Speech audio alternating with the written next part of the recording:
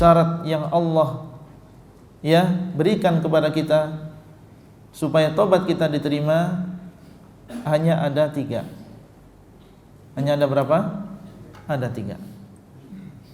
Tidak 4, bukan 5, bukan 10, bukan 20. 3 saja. Kalau kita bisa penuhi 3 syarat ini dengan baik, maka dosa yang kita lakukan sebanyak apapun, sebesar apapun akan dihapus oleh Allah SWT. Yang pertama adalah an-nadamu 'ala dzamb. Yang pertama adalah menyesal terhadap dosa yang telah dilakukan di masa terdahulu. Dan menyesal letaknya di mana? Di dalam hati kita, punya penyesalan.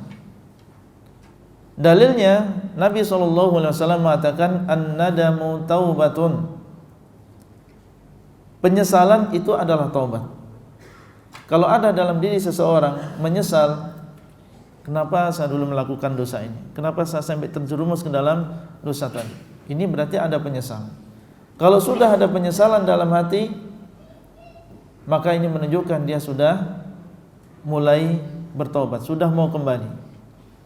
Adapun orang yang melakukan dosa dan tidak ada rasa menyesal dalam hatinya, tidak ada penyesalan, tidak merasa sedih dengan dosa yang sudah dilakukan, maka ini tidak akan diterima taubatnya oleh Allah. Syarat yang pertama, dan ini adalah rukun. Sampai beliau mengatakan an-nadamu taubah.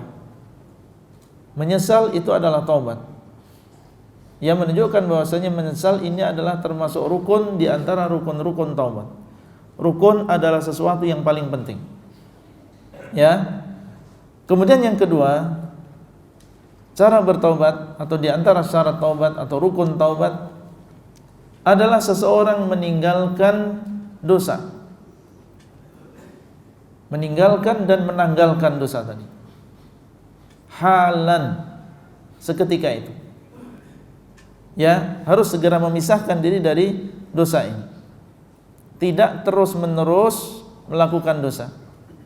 Menyesal diiringi dengan memisahkan diri dari dosa tadi, meninggalkan dan menanggalkan dosa tadi. Dalilnya adalah firman Allah SWT di dalam surat Ali Imran ayat yang ke-135, walladzina idza fa'alu fahishatan aw dhalamu anfusahum dzakarullah fastaghfaru lidzunubihim wa may yaghfirudz dzunuba illallah wa lam yusirru ala ma fa'alu wa hum ya'lamun. Allah menyebutkan sifat orang-orang yang bertakwa.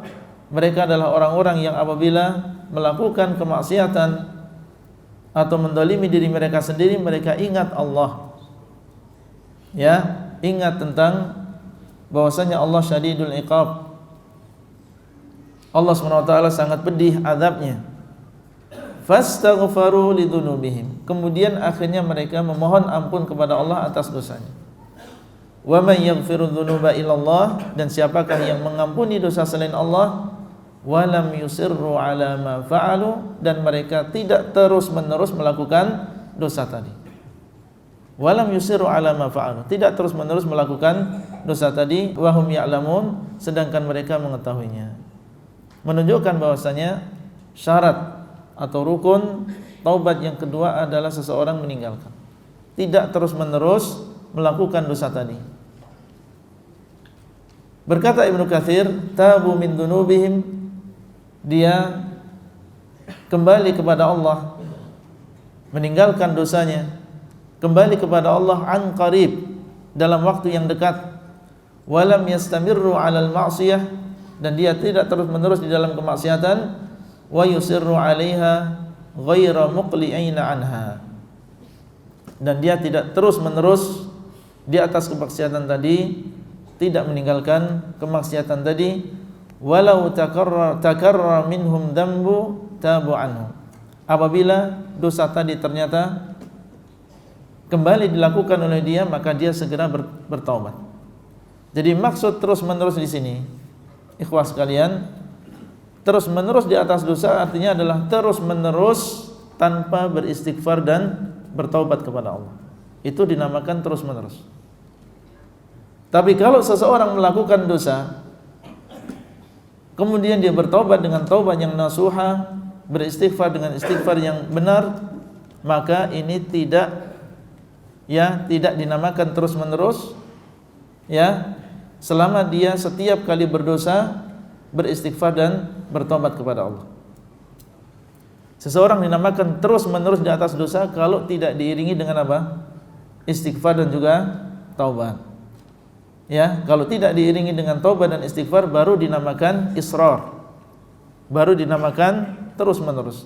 Adapun diiringi dengan istighfar dan juga taubat, meskipun berulang-ulang dosanya, maka ini tidak dinamakan dengan israr, tidak dinamakan dengan terus-menerus. Makanya sebagian mengatakan la israr ma'al istighfar. Tidak dinamakan terus-menerus melakukan dosa kalau disertai dengan apa? Dengan istighfar. Ya. Jadi yang kedua adalah meninggalkan kemaksiatan.